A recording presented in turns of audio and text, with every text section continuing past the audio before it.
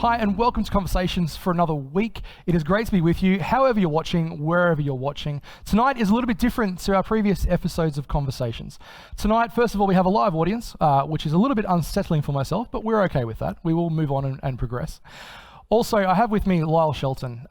Normally, we would have a time of worship, we would have a time of prayer and talk about church life a little bit, but today we're going to go straight in and talk for as long as we can, get as much time as we can together, and speak about some of those issues. Don't forget though, if you want to get in touch with us, community@cairnsbaptist.org.au is the email address to go to.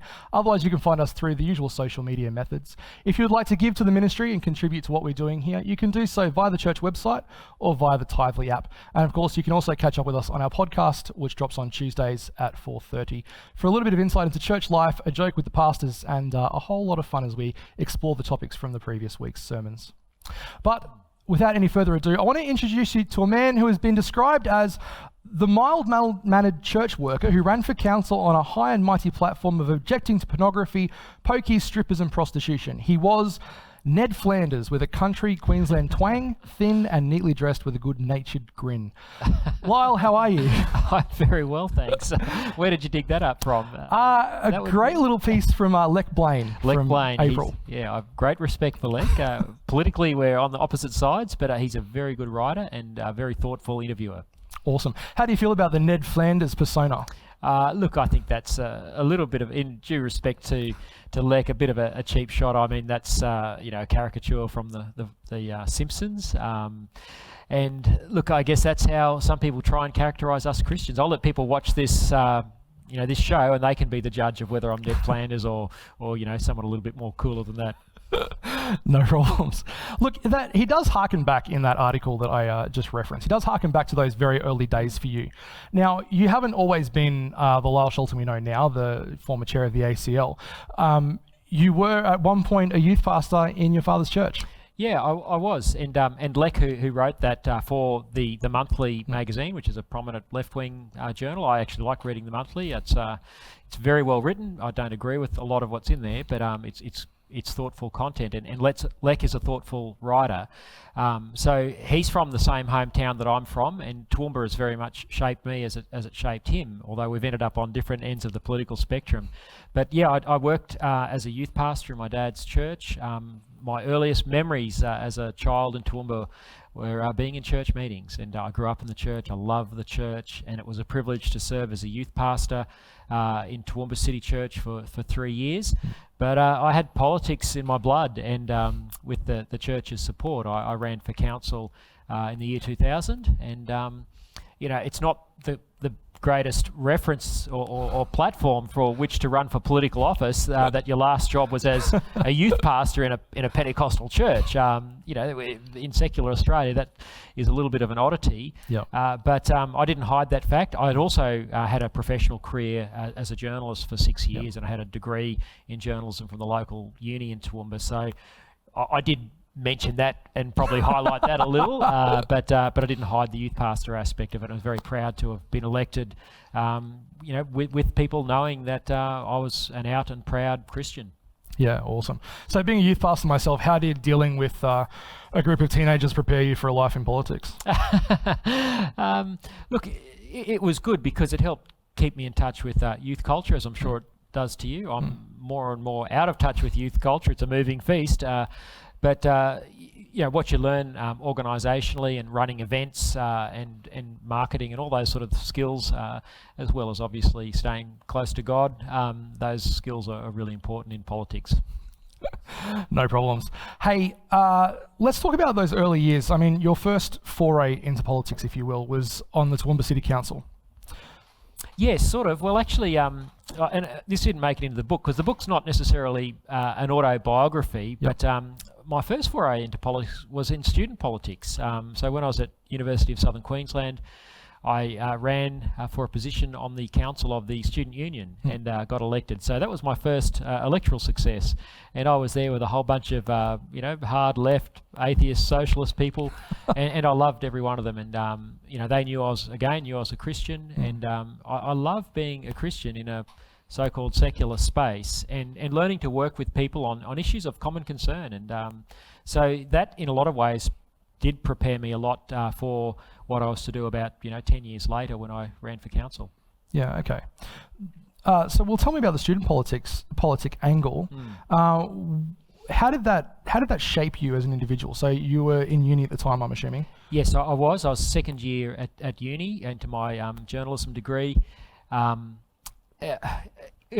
been interested in politics since I was a kid, and thought deeply about issues. I had grown up in the church world, so and gone to a Christian school, and no regrets about any of that. But I always had played football, so had interaction with non-Christians. I wasn't naive about the world, but had grown up in a Christian bubble. So being at uni, being involved in student politics there, having had somewhat of a sheltered life, but not completely, it was good for me to just learn the skills that I needed to understand how people who were outside of the church bubble thought and what motivated them, and to learn to navigate my way through that and develop relationships and friendships. And some of those friendships last to this day, even though they may not have agreed with my faith and some of the issues that I stood for. I'm pleased to say that I had great respect from people, if not agreement, and some of those relationships have endured decades, and I'm thankful to God for that, and that's something I've always valued, my relationships with people wherever possible, even if we've been on the opposite side of sometimes even very controversial and heated debates. So did you find your time in student governance, was this something that was this a nicer playing field perhaps? Is this a place that you would encourage others to really get into to develop that side of their personality? Yeah, look, politics isn't everyone's bag, but there are some people like me who are just political nerds. And, sure. and I started reading the Australian newspaper as a teenager. Okay, wow. So no girlfriend? Well, that came later. And luckily she's still my girlfriend today. We're married. But look, I would encourage anyone who is interested in politics. And look, I've been in and out of elected office. I'm not in elected office at the moment, but I've been a political activist and around politics my whole life. Student politics is definitely the way to cut your teeth. I mean, if you look at some of our prime ministers that we've had, Bob Hawke and Tony Abbott, Peter Costello, these guys all cut their teeth in student politics. Get in early, learn how it works. It's all the same. It's all Machiavellian. It's all very dirty and distasteful. There's betrayals and drama. It doesn't matter whether at uni or whether you're on a Toowoomba City Council or whether you're in federal parliament. The knives are often out, and you've got to learn how to navigate those spaces. So I would certainly encourage any Christian, don't be afraid of it. Embrace it, lean into it, and learn how people who are different to us as Christians think. And because the amazing thing is that there's a lot more commonality than we realise. Okay, we believe in Jesus, and we believe in our faith and cultivating that relationship with Him, and the importance of the Scriptures. And then how do we apply what we believe in our worldview, which is informed by the Scriptures? It's motivated by the same thing as so many other people of goodwill in public life, and that is the common good. And we come from a Christian framework, do unto others as you would have them done unto you. Sure. Love your neighbour. That's the basis of the Christian ethos into the public square. And you'll find that a lot of people who are of goodwill are motivated by the same thing, just from a different worldview. So there's commonality, and find the common ground and work with people. You'd be surprised where that commonality lies. Well, let me ask you then around that as well. I mean, you're not currently, as you mentioned before when we were talking a little bit off air, you're not currently a politician, but you're still working in political circles. Yep. So if I can maybe just use that word, though, perhaps out of context just for a moment, would you just describe yourself as a Christian politician or a politician who is a Christian? I would describe myself as a Christian political activist who's a wannabe politician, and I've run for office a few times. I've run unsuccessfully at state parliament, unsuccessfully last year for the federal Senate. Yep.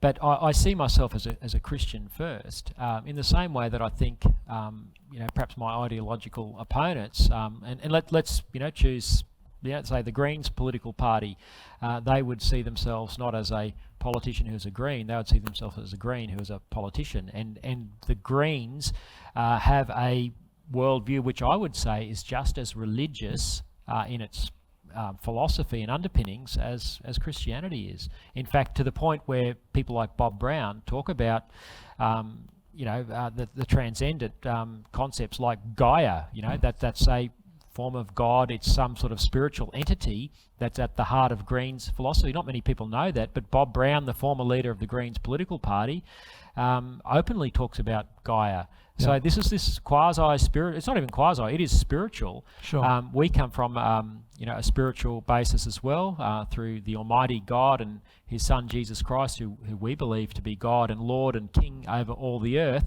That's the perspective that we bring into politics. The Greens bring Gaia into politics and a form of pantheism, which is creation worship. It is very religious. It's not new. It's essentially an ancient religion rebadged. So yes, I see myself as a Christian bringing that worldview into politics, and the Greens are free to bring their religious worldview into politics, and guess what? They do. Sure. I mean, I would like to think, in my naivety perhaps, that our politicians are a group of people who are looking towards the betterment of our society. But I mean, the way you describe it there, it seems like a clash of ideology. Absolutely. Politics is it's war. It's the way that civilized people do war. It is a clash of ideas.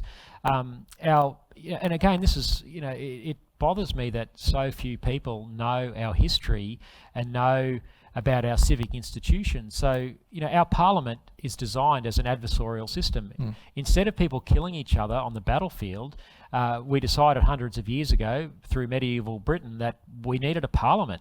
It's not a good idea to get your swords out and slash each other to death, or pull out pistols and have a duel to settle your problems. So the parliament... Although apparently knives in the back are okay. Well, yeah, metaphoric, they do. There's a lot of blood on the floor, metaphorical blood on the floor. But at least it's metaphorical, not real. In some countries, it's real. And up until hundreds of years ago, until the British developed the Westminster system of parliament, which is the basis of Australia's system. America borrowed from that. All the modern democracies have some sort of a variation of this, and that's what civilized the world. And what people don't realise is that the dispatch boxes in both the Senate and the House of Representatives are 2 sword lengths apart. Yep. Now there's a reason for that. It's because we don't fight with swords anymore.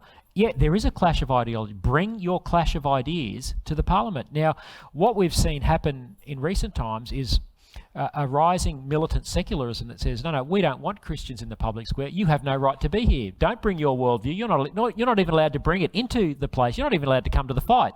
We want to cancel you first because we think you're bad people. Sure. Therefore, you should be cancelled. And that's where we are at the moment. This moment in history. It's a very dangerous period for Christians because our elites in the media and academia no longer consider us to have a valid point of view that is even worthy of being dignified in terms of bringing something to the argument.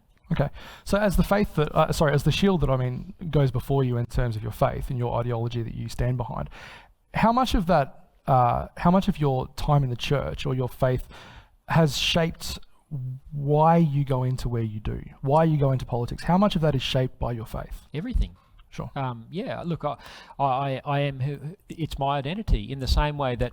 My friends, from the LGBTIQ community, who were perhaps the most fiercest political activists of the last 10 years, they bring what they call, and this is their words, not mine. This is our identity. This is what we bring to politics, and they brought it to politics and brought about, probably the most momentous change, and one that is going to have far-reaching consequences, which we're only just scratching the surface of now, in terms of redefining marriage and gender and what it is to be a human creature. They've completely upended all that in law because they brought their identity to the political table. Now, they're welcome to do that. It's a democracy. So in the same way that they do, or that Bob Brown brings Gaia to the table, I bring Jesus to the table. Okay. So but can I just say, for most people up until 5 minutes ago in our history, they considered Jesus of Nazareth to be the greatest moral teacher of all time. Many people still believe that, whether they are Christian or not. So you ask what shapes me. Yes, the teachings of Jesus of Nazareth, particularly the Sermon on the Mount, I think is the greatest moral teaching of all time. It influenced Gandhi, it influenced Martin Luther King Jr. It's been the motivating force of some of the greatest political change and movements for good that history has ever seen. Understandably. I mean, it also has its other side, though. It's also been responsible for some of the most horrendous sacking of societies as well. The Crusades weren't exactly a great time in our history. Well, look, no, they weren't. There are aspects of the Crusades which were brutal. And I'm not across all of the history of this, but there is another side to the Crusades as well. Don't remember that the Muslims back in those times were not passive either. They made it all the way to the gates of Vienna, and they took one of the great Christian areas, Constantinople, and turned the Church of the Hagia Sophia, the greatest church of antiquity, into of the Christian era, into a mosque. They were going through Europe raping and pillaging. The Crusades were they were in part a desire to go and reconquer the Holy Land, but there was also a defensive aspect of it, that they didn't want Europe to be overrun by Islam. Now, in those days, again, different times, and we've got to be careful about judging previous generations by our standards today. And I'm not trying to defend the barbarity. There were some barbarous acts done in the Crusades, no doubt. There were some barbarous acts done by the Muslims. There are nuances to this story, and I think it's wrong just to stereotype it and say Christians, always got it wrong with the Crusades. They got some things wrong. There was some barbarism, but it was also a battle to make sure that Christian Europe wasn't lost. A complex story, no doubt, and there is a whole lot more to that. But let's talk about Lyle Shelton, the individual, for a moment. How much of going back to where you started your faith journey, if I can go back there, how much was shaped by your parents and growing up in the church? How much was shaped, where did you have your realization where God became personal to you? Yeah, it was very much shaped by my parents, my family, my upbringing. As I said earlier, my earliest memories were, lying on a blanket in church meetings. Yep. So look, I grew up in the faith. My dad was a pastor from when I was about 4 or 5 years old, maybe 5 or 6. He became a pastor. He left his farm to go to Bible college. Felt God's call to go into the ministry. So. Yeah, that shaped me, and probably about the age of 6, in a kids ministry environment. And I know you here at Cairns Baptist have an amazing kids program. I saw that on display this morning in church, and never underestimate the power of that. I mean, that kids ministry touched my heart as a 6-year-old. Now, obviously, it had the foundation through the home, but I had to make my own personal decision for Jesus, and I remember doing that in a kids ministry event at the age of 6. Now, was I a perfect child? Far from it. I could be a very naughty boy. I'm not the Messiah, I was a naughty boy.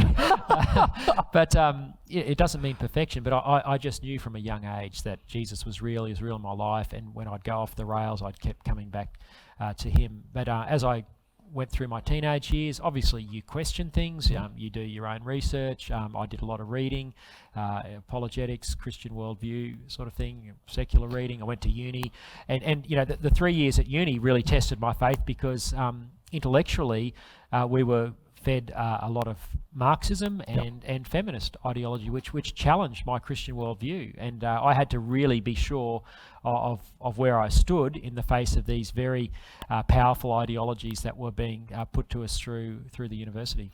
I guess I ask this question because for anybody that's looking to as you say in your book, you hope to inspire a generation of Christian activists. For anyone looking to follow in your footsteps, I mean, they're going to face a lot of opposition. And I think it's only right to say their faith will at times be tested. Absolutely. How do you keep your faith grounded? And I want to ask this question in light. So I have a quote here from back from 2015 from Alex Greenwich. He says about you, he says, Lyle strikes me as more of a political operator than someone who is driven by faith. He seems to enjoy the wheeling and dealing of power. To not just be attacked for your political views, but also on a basis of your faith. I mean, how do you stay grounded? Yeah, that's a funny quote from Alex. Alex, for your viewers who don't know, he was one of the most prominent leaders of the Yes campaign for same-sex marriage. He's a politician in the New South Wales Parliament. I've met him on many occasions. We've talked, we've shook hands. That quote is amusing to me, that I enjoy wielding power. I was a mere lobbyist for the Australian Christian Lobby, the most marginalised lobby group in the country. But also some would suggest one of the most influential lobbyist groups. We had some influence, but but we certainly didn't wield power, Sure. and we were ignored more times than we had influence. If only we had the influence that Alex had. So that's why I find it amusing. I mean, those guys crushed us in the plebiscite. They had the media just on side. They were the mouse that roared. But look, your question: how do you stay grounded? Look, that's your day-by-day walk with Jesus. Most days, I'd love to say every day, but I try and get up in the morning, pray, spend some time in prayer and reading the Bible, and reorientating myself in prayer with God and with the Word of God, which I believe is the ultimate truth. And that's what keeps my day grounded. Then, of course, being involved in my local church and small groups and with other Christian people, and then your own reading theology and things like that, which help you stay on, and having good mentors in your life as well. Yep. How do you feel? Do you think that Christian political activism can do harm to the church that is trying to simply preach the gospel? I think the church that is just preaching the gospel and not engaging all of life does harm to the gospel. Now, Okay. That's a controversial statement. Sure. Because don't get me wrong, preaching the message of personal salvation is absolutely crucial. I mean, that's where it starts for all of us, as it did for me as a 6-year-old. And at whatever point in life someone comes to faith in Jesus Christ, that's obviously important, and it's because someone has preached the word and they've heard it and the Holy Spirit has activated faith in their hearts. But that's just where it starts. And I think as a church we have done the gospel a disservice by truncating the gospel. We have stopped at just preaching personal salvation. We've bought into the great lie of the Enlightenment, which 200 to 300 years ago, as science was on the rise, and the French philosophers and all this great intellectual philosophizing that was going on, which said, okay, we can tolerate the church, but because we're now people of science and not superstition and breaking with the medieval period, we're going to put God upstairs, and if you want to worship God, that's great, have your churches, God's up there, but down here is the realm of the mind, the intellect of science, and we're going to run this in a secular way that divorces all that from God. Now, the fruit of that has been that our society has drifted away from God. We've lost our moral roots, and we are now aimless as a civilization, and we're in very grave danger of becoming an uncivil society because we're not rooted in the virtues that come as a result of what Christianity brings to individuals and then to the society. And the church has bought into that lie. We've said, yeah, okay, we'll just do our thing in our four walls of the church, maybe do a bit of evangelism, do some good works, charity, look after the poor. All of that's great, not diminishing that, but the gospel goes beyond that. One of the most famous Christmas carols, and I mentioned this in the book, is Joy to the World. It says he rules the world with truth and grace. Your king has come. That's the message of Christmas. The king has come as a little baby in a manger, not as some Machiavellian guy with force, but as a humble servant leader, but nonetheless a king. And that's Christ's claim. And the church has stopped proclaiming Christ's kingship. That's what got the church into trouble with the Romans in the early days, because they said, yes, we respect the governing authorities and we obey them, but we serve another Lord, and it's not Caesar, and that's why they were persecuted. We're not as persecuted because we haven't been proclaiming the kingship and lordship of Christ. To take you back though, I mean, Luther himself, so the guy that started the greatest of revolutions, if you will, Luther proclaimed that society need not be run by the church in order to be ruled by God. He also suggested that whilst it would be more desirable if more people turned to the Bible every day, he says the gospel has nothing to do with about traffic rules, or, to paraphrase him, illegal immigration, the price of petrol. The gospel, he says, is the good news of salvation through Christ. It's Christians' highest good. Now, Luther is not Jesus. I'm not suggesting that for a second. But Luther also advocated to take the church out of politics at the time. You suggest we need to put it back in? I don't think we should have a theocracy, but I think if Bob Brown can bring Gaia and a pantheistic worldview to the Parliament of Australia, and if the Greens political party can do that, why can't I bring a worldview that's motivated by love for neighbour and justice and truth that's motivated from the Christian religion? Why can't that be brought to the table? Now, I think where Luther got it wrong is Brave man that says Luther got it wrong. Look, I think Luther got a lot of things right, Sure. obviously. None of us have got everything right. But Luther was reacting against a Roman Catholic Church that had become incredibly corrupt. It was entwined with the state in those days. And he was calling people back to that personal relationship with Christ. He wasn't trying to leave the Catholic Church even. He was just saying Christianity is a religion of the heart. We need to get back to knowing Jesus. And he was dead right. But the overemphasis of that has been to then decouple justice. See, politics, whether it's managing traffic properly or whatever, it's about bringing order to a chaotic world. And when Jesus says, "Thy kingdom come on earth as it is in heaven," he's saying, bring the order of heaven to earth, not chaos. So that's why Christianity does apply to, in my case when I was in local government, it matters that there's a sewerage system, because that brings hell and chaos if there's a lack of hygiene in a city, if the traffic doesn't work properly. These are kingdom of God values of order. And you look at countries that don't have a Christian worldview, where they don't value order, there's chaos. Now, I think Christianity has brought civilization to the world, firstly starting in England and then moving out across the globe to countries that have adopted had a Christian basis of their politics. It's brought incredible good. It's been the biggest force for good, despite our mistakes. It's been the biggest force for good of anything. And I think we ignore that at our peril. And that's why I think a Christian worldview in politics is absolutely vital. Sure. Because the alternative is chaos. And we're seeing that now as alternative worldviews are manifesting in the political system. Look at the Marxist worldview that's being brought to the Black Lives Matter protests. Yep. I mean, when we talk about chaos, that's a fair question. I guess one of my next questions was going to be around the fact that if you put 3 different churches in a room, you get 3 different opinions and 3 different beliefs in some ways around a singular topic.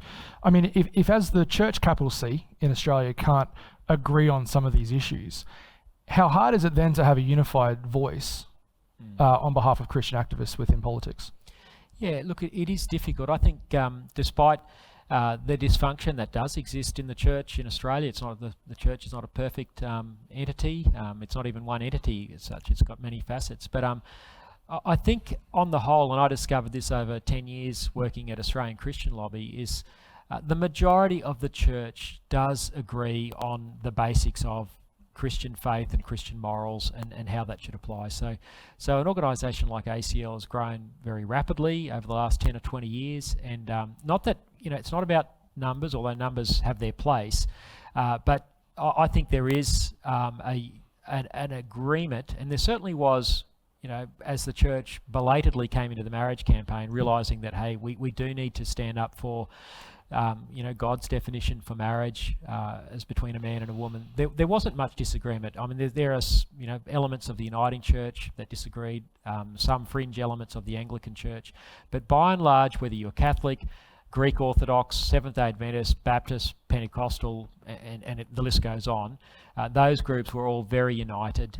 in saying, no, hang on, it is wrong for our society to change the definition of marriage. In your book, you talk a little bit about, you are a little bit critical of the church for coming late to the party on the same-sex marriage debate.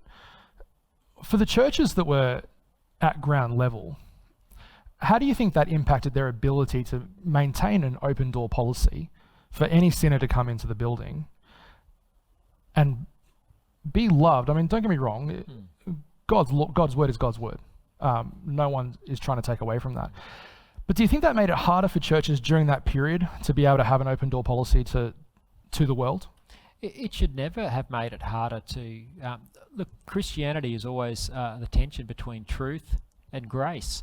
And we never shy away as Christians from proclaiming the truth, even though they are unpopular truths, and then having grace for the sinner. The thing that grieved me the most about the gay marriage debate, and look, our opponents were very clever. They characterised this not in terms of the merits or otherwise of the argument. They somehow managed to pigeonhole us in the media as bad people because we didn't agree with their political agenda, which meant we must hate them and must be bigoted. Yep. I never hated anyone who's gay or has a different view of human sexuality to me, but I do disagree with them on public policy because I think there are unjust consequences that flow from redefining marriage. But they didn't want to have that debate. They didn't want to talk about how this could affect the lives of children, or how this would affect freedom of speech and freedom of religion. They just wanted to say, no, you're just an evil person, you're a bigot. So sadly, a lot of churches bought into that narrative and thought, well, if we don't support gay marriage, that means we're rejecting gay people and that they're not welcome in our churches. Rubbish. Gay people should always be welcome in our churches. Liars and cheats. And this is where it gets controversial, because we say that homosexuality is a sin, in the same way that having sex outside of marriage is a sin. It's not that we're hung up about homosexual sex. Christians, if I can use that parlance, I hope none of us are hung up about sex. It's a beautiful, wonderful thing. But we as Christians believe that there is a moral framework around sex. Now, that's unpopular today. People don't like to talk about morals. The sexual revolution says there are no morals. Whatever feels good, do it. We say, no, there's consequences for that are negative, and that if you want to have a truly flourishing sexual part of your life, this is the way it should be ordered, and the Bible prescribes that. And I think there's lots of evidence to say that actually does bring great joy and great happiness, and that the other way of doing things brings great heartache. But of course, that's all gone by the wayside, and then somehow, homosexuality's got hung up in all that, and somehow Christians have ended up being bigots and wowsers because we don't support sexual expressionism and anything goes. So it's a complicated thing, but we have a different view of how flourishing in this area works. It doesn't mean we hate people, but it's been characterised that way, and we should never have allowed ourselves to buy into that narrative, but sadly much of the church did. Do you think that Christians were forced in some ways to take either a full view, either left or right? Do you think there was room in the centre? What do you mean by the centre? So I guess one of the questions around the same-sex marriage debate that that I dealt with in my own ministry was a person that was going through same-sex attraction. So the issue of gay or straight was a little bit fluid to them in that particular time. They knew what the scriptures say, they knew what their upbringing said, they knew what God said, but they were dealing with an issue that for them was very real. Now, unfortunately, it felt a little bit to that person like they had to either choose to be fully on the side of the same-sex marriage debate, no, or fully on the yes, and they felt ostracized, and they didn't feel welcome in the church as a result of that. Well, I think it's terrible if churches made them not feel welcome. Their struggles is a different issue to the public policy issue. I don't think that was the church that was making them feel unwelcome. I think that was where public policy was at the time. I think that was where the media was at the time. And I think this is the issue. People struggle with all manner of things. Again, I don't want to be hung up on the issue of homosexuality. Sure. No, people struggle with, and again, people who are not Christians don't identify with this because sin is not a thing, but sin is a thing as Christians because we want to live virtuous and holy lives that please God. All of us fail in many ways, of course we do. That's why we need the cross and the grace of Christ. But the disappointing thing about this is that I think a lot of churches bought into what we now call identity politics. Yep. So if someone's identity is tied up in this, and the public policy is perceived to be an affront to their identity, that's where the conundrum goes. I think we've got to separate the public policy from the struggles that individuals have over whatever it is, and then look at it dispassionately and say, okay, what will this public policy change do to our nation? And from my point of view, forget about whether someone's struggling with same-sex attraction or not, and I'm not trying to diminish that struggle. Sure. I'm more interested in, if we change the definition of marriage, what does that mean for children? Because two blokes, if they have marriage, they have to then have access to children. And the gay lobby expects that. And so I say this in the book. Tim Wilson, who is gay, a member of the Liberal Party, when he was Human Rights Commissioner, he put out a taxpayer-funded paper about gay rights, which said that to achieve marriage equality, we need to have commercial surrogacy. Now, this is in a government report. Now, you will find hard left-wing feminists who will have common cause with people like me over commercial surrogacy. And I think most mainstream Australians would, because that means a rental market in women's wombs, and it means a commercial baby trade where babies are exchanged for money so that two blokes can have a baby. So forget it, whether someone's struggling with same-sex attraction feels welcome in the church, that's one issue. Changing the definition of marriage to create an injustice for a child, an egregious injustice, this is the sleight of hand that was committed. And a lot of Christians fell into the trap of getting tied up in the identity politics and thinking, well, I don't want to be seen as a bigot or someone who hates, my fellow Australians because they're same-sex attracted. And they couldn't then focus on the evil injustice, and I will call it evil because the feminists would also call a trade in women's wombs and human babies as evil. It is something we should not go to as a society, but it is the next thing that the same-sex marriage lobby want. It is the next political demand, and there's already pressure now. Some states, in fact, have already legalised commercial surrogacy. It's not in every state. There should be a prohibition on commercial surrogacy. So we can never achieve marriage equality. What happened in that plebiscite can never fully be realised unless we are prepared to cross yet another Rubicon, which is the idea that women's wombs should not be for rent and that babies should not be for sale. Cool. Well said. I want to take you down a slightly different path, if I may. I actually really want to go back to my first question, I guess, which was around the early days of that time on council. So you went onto council and you mentioned in your book, you stood up at that meeting and you said that if I'm elected, I will stand against the establishment of brothels. That moment catapulted you in some ways into the city council, and you had a very different view to your then mayor at the time. So how did that relationship work? Because you also say in your book that you really enjoyed that time. Yeah. So how did that relationship work? How did that sculpt you? How did you work within that arena that almost wasn't on the same side as you? Yeah, look, it was interesting. I really admired so much about Di Thorley, who was the mayor during the 6.5 years that I was on the council. And it was interesting when that brothel debate came up. She never actually publicly opposed me. In fact, I just can't remember the exact voting records now, but I did win a vote in those early months on council where the council actually supported me to take a motion to the Local Government Association saying that local councils should have autonomy over whether or not there should be brothels in the city. So I got support from the council at the time. She never came out and spoke publicly against me on it, but behind the scenes, whenever I brought these issues up, there was a lot of angst and a lot of unhappiness, and shut up, Lyle. The pressure to shut up was enormous right from the get-go. And that only intensified in the years ahead as we got into a debate about, government changes to strip clubs and what, I won't mention it on the broadcast, but it's in the book, very graphic changes, for the way women could be used to entertain men. I mean, the most, despicable acts to demean women for men's entertainment. And and again, I had to make decisions. Do I just put up my hand and wave these things through quietly, or do you say, no, this is unjust? And so Di Thorley and I had an interesting relationship. So, I didn't spend my whole time on moral issues on council. These things came up periodically over the 6 years.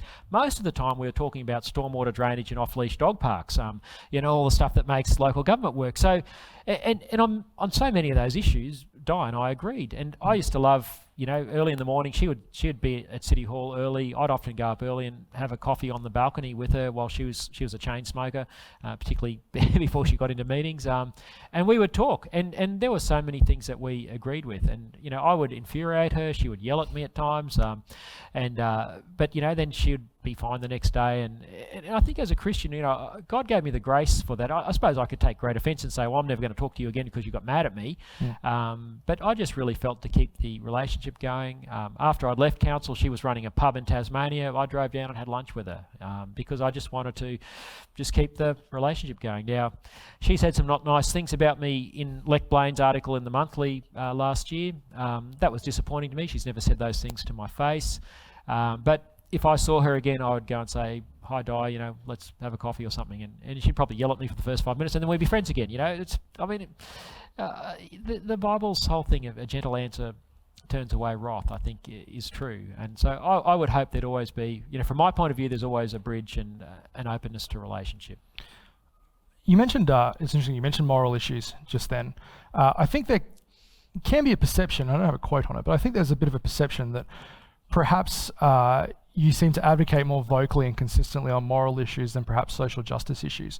How do you feel about that? What do you mean by social justice? Well, okay, whilst you were at the ACL, and this was the only data I could find at the time, so I apologise, but it's between April 2013 and April 2015.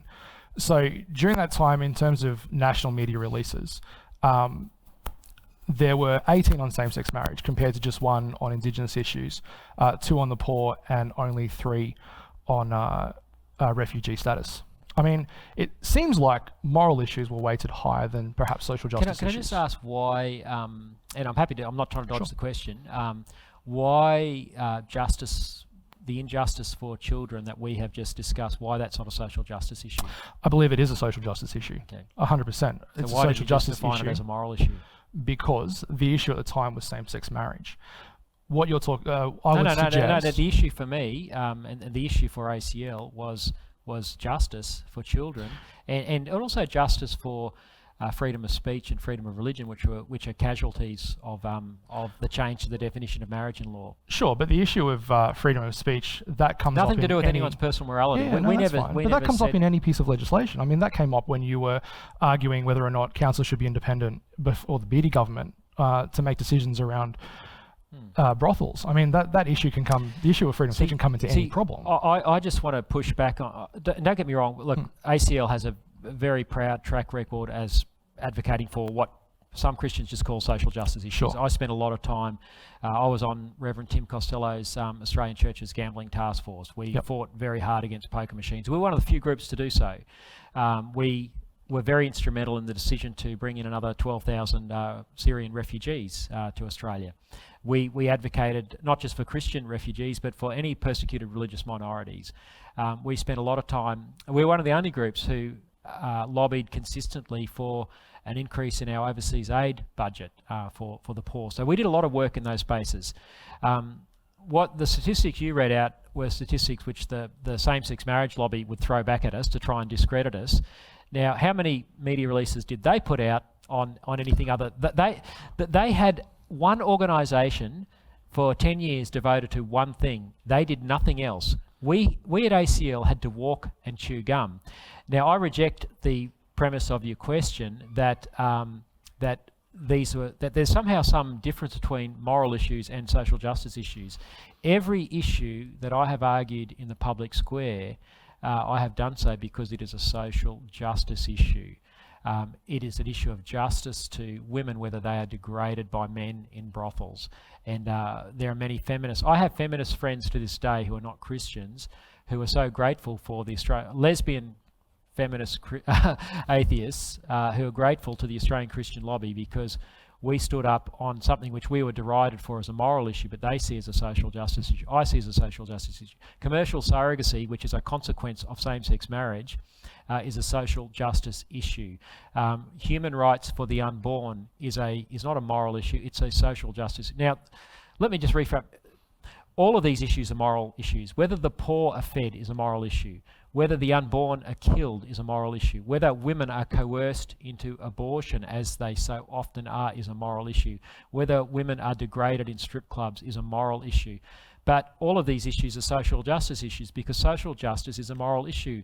And quite frankly, I'm a bit tired of some in the church who are happy to take the trendy issues, like poker machines, like overseas aid, like feeding the poor, agree with all these issues, and somehow say that they are more virtuous because they fight in those issues, and then diss the ACL or people like myself because we take on the harder issues, which put us against the culture, which then allow people to pigeonhole us and characterise us as evil, bad people because we're on the so-called... No, we have bought into lies about morality and about justice, and I think we need to redefine the terms, and I think the church has made some big category errors there, and that's part of the reason why the church was so ineffective as one of the most important social and cultural debates of our time happened, and we lost it, and it was completely avoidable because we were too scared to take on difficult issues in our society and culture. Now the consequences are massive, and our kids are going to bear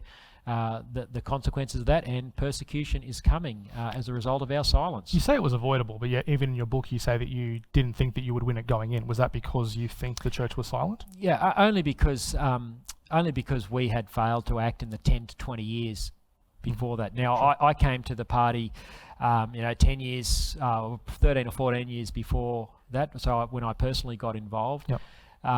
But in the 10 years that I was at ACL in the lead up to the loss of marriage, we were begging the church. We were saying, this is coming. We were monitoring what was going on overseas. This is a global movement. They were networked globally. They were funded globally by the likes of people like George Soros.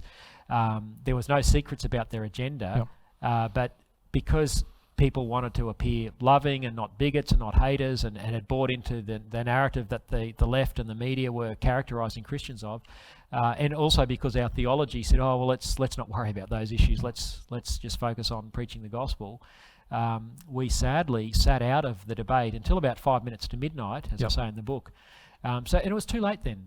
Now it was still right to fight, and I'm glad for those who did come in, whether early or late. It was right to raise up a standard and to say to our fellow countrymen, we are making a big mistake. And look, I think many Australians, are starting to realise that now. But we've made a mistake. It's going to take a while for us to unravel the consequences of this mistake. I'm very conscious of your time, and I have time for one question, if I can. And this is more around, the Bible instructs us to pray for our leaders, and I believe we do so, and I would hope every church does so diligently. But this question I want to ask you was, how much does the soul of a nation as one way of putting it, how much does the soul of a nation change depending on the Prime Minister? I mean, as a country where we went from Kevin Rudd, who identified as a Christian, to Julia Gillard, who was an atheist, and then, Rudd came back, but Tony Abbott, who was, unfairly perhaps given the term the Mad Monk, Malcolm Turnbull, who was Presbyterian, Roman Catholic, and perhaps when it suited him more so, and then to Scott Morrison. How does the PM change the soul of a nation? It's a really good question. Leadership is incredibly important, whether it's in a local church, whether it's in a nation, and leaders certainly do set a tenor, and who they are as people matters. So I think it's incredibly important. I think it's important to pray for them. I think you can have leaders that do the right thing even if they're not Christians. Like the pilot of an airliner doesn't have to be a Christian to follow the laws of aerodynamics to make sure that plane flies correctly. And in some ways, the leader of a nation is the same. If they follow the principles that God has put into the world, that can be a good thing. But look, I think it's great if there is someone of faith there, because they bring someone of Christian faith, because they bring the Christian virtues and apply that. And I believe the Christian virtues are the best for human flourishing and the common good, and for the administration of justice and peace that everyone wants. I can't think of any other religion that provides that.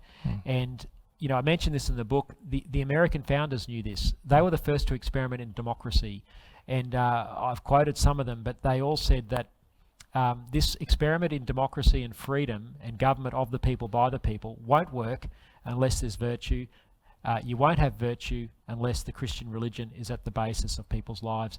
And I think that's what we need to get back to as a nation. And so it's great that we've got a Christian Prime Minister, but even more so, we need a return to virtue and Christianity in our nation, because we can only have freedom and human flourishing if that's the basis of our nation. Beautiful. Thank you. We're going to leave it right there. You can get Lyle Shelton's book online, or of course you can pick it up, if you're here at the church, but by the time this airs, you'll be gone. You can pick it up online. It's definitely available. A great read. Thank you very much for taking the time. Thank you so much for having me. It's been a privilege.